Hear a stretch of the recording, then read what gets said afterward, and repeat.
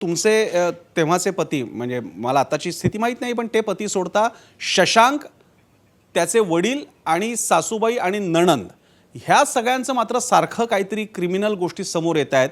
याच्यामागे नेमकं कारण आम्हाला नीट अख्खं माहीत नाही आहे, तर याच्यापैकी कोणी स्पेसिफिक फक्त 2-3 जण आहेत का हे सगळ्याच कुटुंबाच्या या अशाच गोष्टी आहेत? कारण एकामागोमाग एक काहीतरी क्रिमिनल गोष्टी बाहेर येत आहेत. यांचं वागणं पहिल्यापासून असं होतं कारण तुम्ही पहिल्यांदा तिकडे सून म्हणून गेला होता.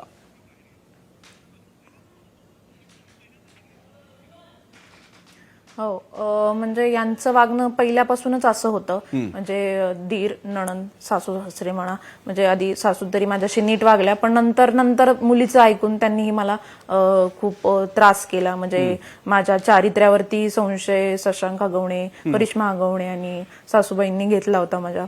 इव्हन आमच्यामध्ये भांडणं लावायची की तुझी बायको अशीच आहे तशीच आहे, तिला तू सोडून दे, आम्ही तुझं पालन पोषण करू शकतो चांगल्या प्रकारे.